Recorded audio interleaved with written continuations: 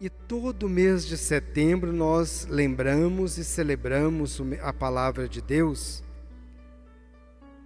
E hoje celebramos São Jerônimo, que foi aquele que foi ordenado sacerdote ele nasceu no ano 420 em Belém. Foi ordenado padre, muito jovem. Estudou, fez seus estudos em Roma e resolveu, a partir do contato que ele teve com a palavra de Deus, da escuta da palavra de Deus, ele disse o seguinte: a palavra de Deus deve ser anunciada, deve ser levada para todos que puder compreendê-la. E por isso ele passou em todos os lugares que Jesus passou. Ele mesmo nasceu em Belém e a partir de Belém ele começou a estudar a palavra de Deus e a traduzir com mais duas mulheres que o auxiliava, uma chamada Eustáquia. Então auxiliava Jerônimo nesse estudo bíblico e na tradução da Bíblia, para que todos pudessem ter a Bíblia escrita na mesma língua, pois ela era escrita em 3 línguas: hebraico, aramaico e grego. Então ele traduziu ela para uma única língua e assim facilitou para que as pessoas pudessem ter o conhecimento da palavra de Deus. Mas ele disse o seguinte: não basta ter conhecimento da lei, não basta ter conhecimento da palavra, é preciso deixar que essa palavra te transforme. É preciso conhecer aquele que pronunciou essa palavra. Por isso, na igreja se lê a palavra de Deus. A palavra, quando ela é escrita, ela deve ser lida para que o outro possa compreender, porque a voz do leitor vai traduzir a voz de Deus. E por isso é feita a leitura fiel do texto sagrado. Não basta falar assim, todo mundo traz a Bíblia e leia. Não. É preciso que um leia para todos compreender, pois a voz de Deus, que é um só, deve ressoar sobre todos nós da mesma forma. E por isso nós nos colocamos à escuta da palavra de Deus, que é lida, que é proclamada através da leitura. Ninguém proclama a palavra se ela não é lida primeiro. A leitura é o canal pelo qual a palavra passa, através da nossa voz, pela voz de Deus. É a voz de Deus que ecoa nos meus ouvidos quando alguém lê as Escrituras. Então, podemos ver a alusão de uma assembleia que se põe a escutar a palavra de Deus. Na primeira leitura do livro de Neemias, eles constroem um tablado mais alto na praça e pedem para o sacerdote Esdras ler o livro da lei de Deus. Esse livro tinha sido perdido porque o templo de Jerusalém tinha sido destruído e se perderam os livros da lei. E então, quando eles foram remover os destroços do templo que tinha caído para reconstruí-lo, eles encontraram o livro da lei. E então, encontrando o livro da lei, chamaram uma grande assembleia na praça, prepararam um altar, um lugar elevado, para que Esdras pudesse ler a lei de Deus para aquele povo. E o povo ali reunido, olha só, do amanhecer até o meio-dia, Esdras ficou lendo a lei de Deus, a palavra de Deus, de manhã até o meio-dia.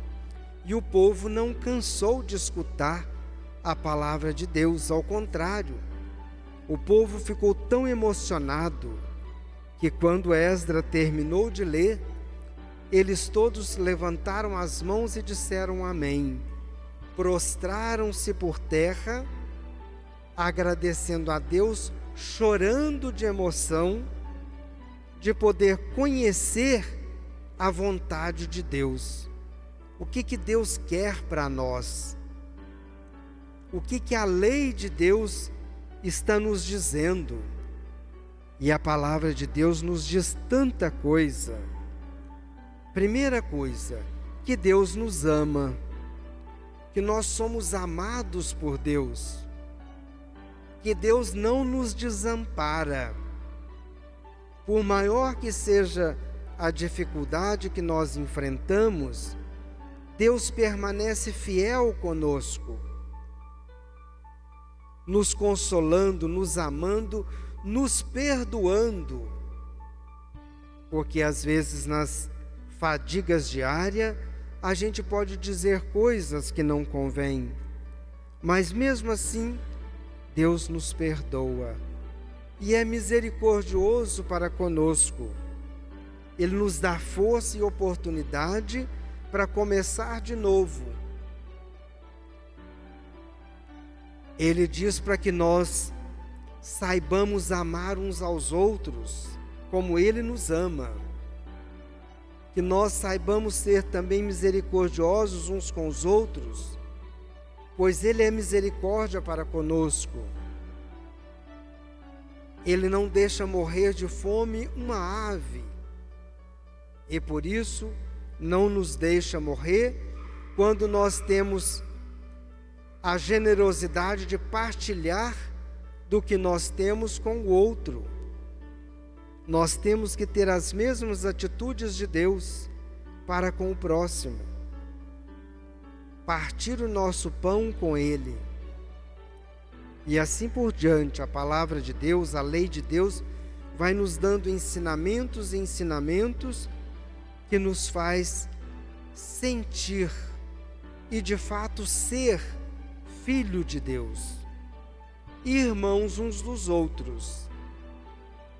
Esse é o maior segredo da palavra de Deus, que Deus nos ama, que nunca nos desampara, que nós devemos amar uns aos outros na mesma medida, que Ele nos ama e nos perdoa, e que nós também devemos ter as mesmas atitudes que Ele, porque nós somos seus filhos. E descoberta essa riqueza, nós encontramos no Evangelho Jesus que, caminhando para Jerusalém, encontra algumas barreiras. A primeira é que chegou numa cidade, eles não quiseram dar abrigo para eles, não quiseram hospedá-los. Jesus disse: vamos para frente, tem outras cidades. E Ele manda 72 discípulos à frente para anunciar o amor de Deus, anunciar tudo isso que a lei de Deus nos dá, para que eles possam ir onde o próprio Jesus não pode ir. E assim, nós vemos que a missão de Jesus está no centro das suas atividades. E a missão de Jesus é instaurar o reino de Deus no meio da humanidade, para que todos possam viver de tal forma que ninguém passa necessidade. Se tem alguém que chora, tem alguém que possa consolá-lo. Se tem alguém que sofre, pode ter alguém para socorrer. Se tem alguém que morre, alguém que possa fazer a caridade de sepultar aquele morto. E assim por diante, porque Ele não nos desampara. E todos nós somos chamados a ser missionários, a levar esse amor de Deus aos outros. E por isso nós estamos aqui para ouvir a palavra de Deus e deixar que essa palavra de Deus possa agir em nós, nos transformando em filhos de Deus. E nós temos que sair daqui melhor do que nós chegamos. Porque agora nós acabamos de ouvir a palavra de Deus e ela vai nos transformar, vai nos melhorar, vai nos acalmar, vai nos consolar, vai nos curar, vai nos empurrar para frente, vai nos acordar. Se a gente não conseguia perdoar, devemos sentir incomodados depois que ouvimos a palavra de Deus, porque ela diz para a gente perdoar uns aos outros. Se a gente é egoísta, ela tem que nos melhorar para a gente aprender a partilhar um pouquinho do que nós temos com o outro. Temos que deixar a palavra de Deus nos transformar.